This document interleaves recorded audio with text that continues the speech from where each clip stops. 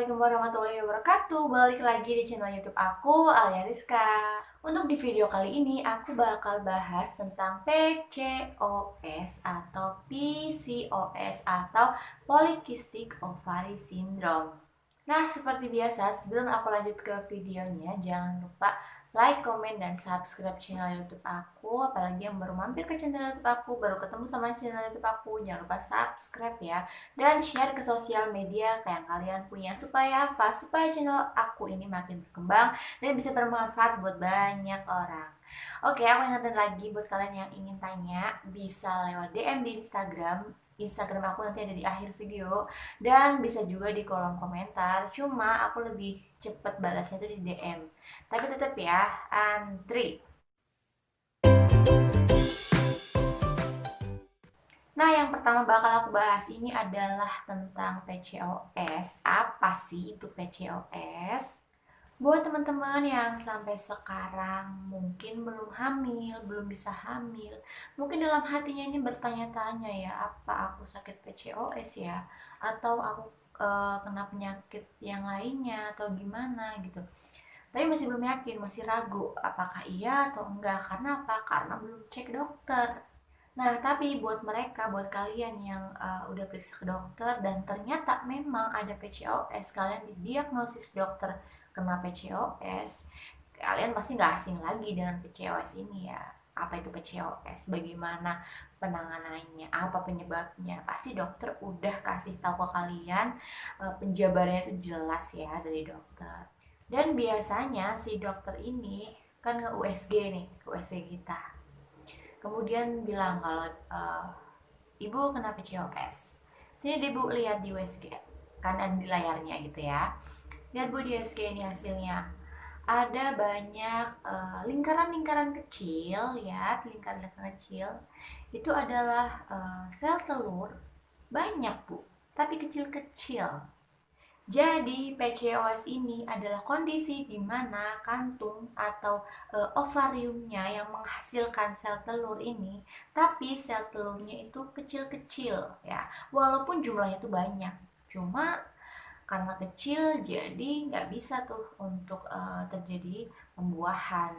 Nah, kemudian apa sih penyebabnya si PCOS ini? Nah, penyebabnya adalah ketidakseimbangan hormon. Ya. Jadi nih, setiap wanita ya pada dasarnya ini mempunyai yang namanya hormon laki-laki. Loh, kok bisa gitu? Saya kan perempuan. Kok bisa punya hormon laki-laki? Ya iya, memang pada dasarnya semua perempuan ini punya sedikit hormon laki-laki ada dalam tubuhnya. Hanya saja pada kasus PCOS ini hormon laki-lakinya itu meningkat ya, meningkat lebih tinggi daripada hormon perempuan. Jadi otomatis hormon perempuannya itu terganggu.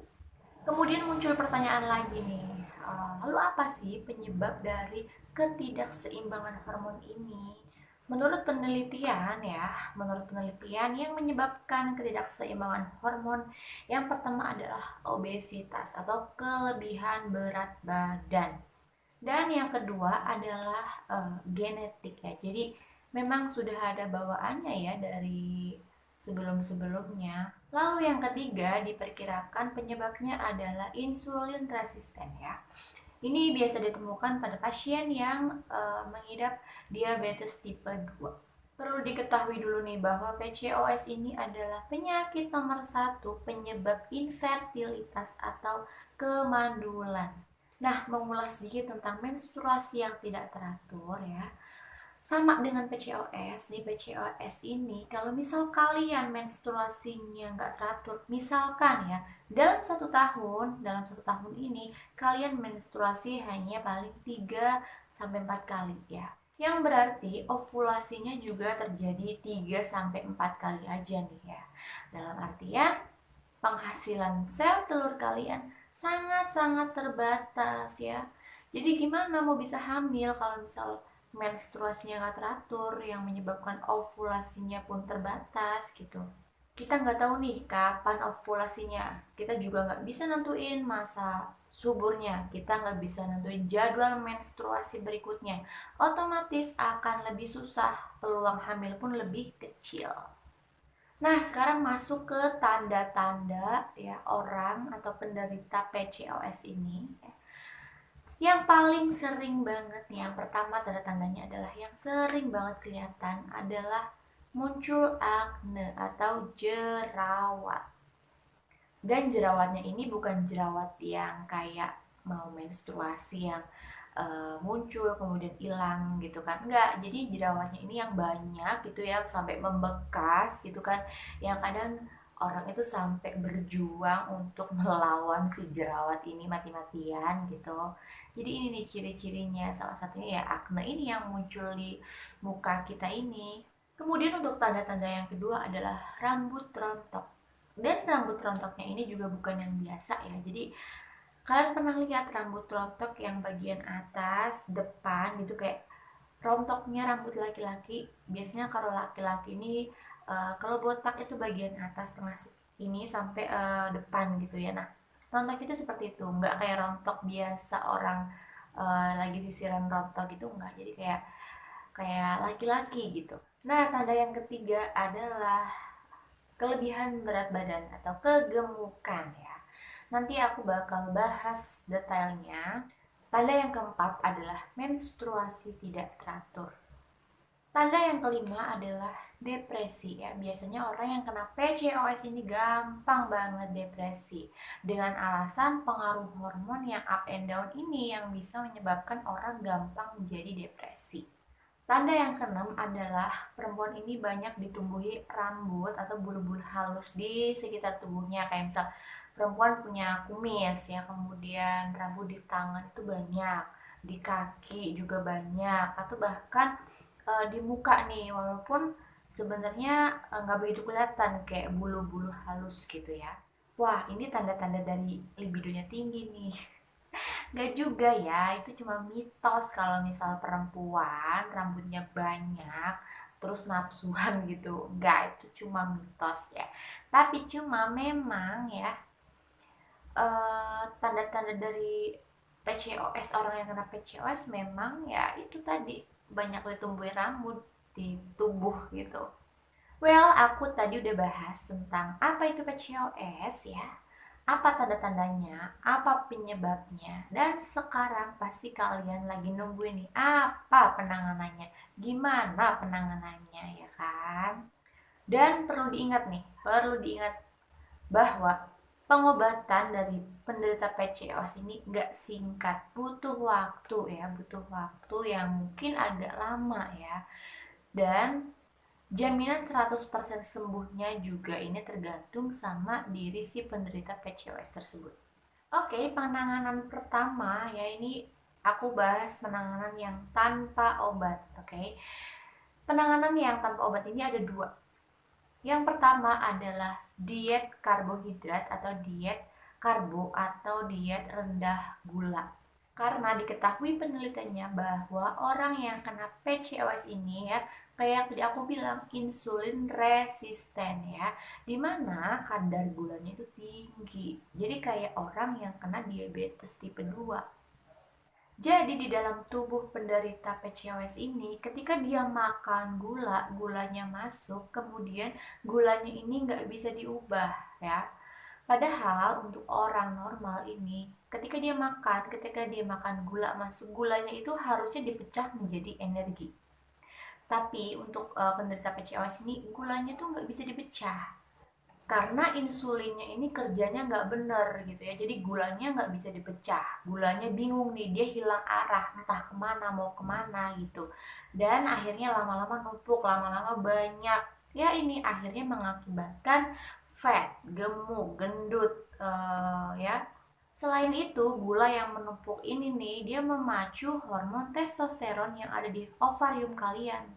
Sehingga ini yang mengakibatkan tidak terjadinya ovulasi. Jadi makanya kenapa diet rendah gula itu sangat penting. Ini tadi penjelasannya tadi ini ya. Jadi yang biasanya kalian makan nasi putih ya, karbohidrat itu gantilah dengan nasi merah, roti gandum, kemudian makanlah sayur-sayuran, buah-buahan, pola makan yang hidup sehat itu ya. Kemudian kurangin tuh yang namanya ngemil, apalagi yang manis-manis, kemudian kurangin junk food. Oke. Kemudian penanganan kedua yang tanpa obat ini adalah olahraga. Ya, jadi olahraga dan pola hidup sehat itu udah sepaket, pokoknya ini penting banget. Apa ya, aku tekankan untuk olahraga karena penting banget. Nah, sepenting apa sih olahraga gitu ya? Sepenting apa?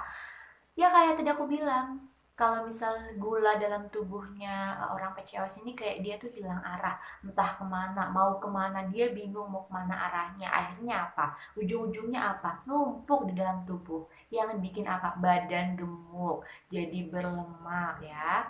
Nah, dengan olahraga ini nih, si gula-gula yang menumpuk tadi ini dapat dipecah ya. Jadi, kalian nih tiap hari olahraga, terus olahraga setiap hari, otomatis tubuh kalian akan ngasih kode, akan ngasih tahu ke otak.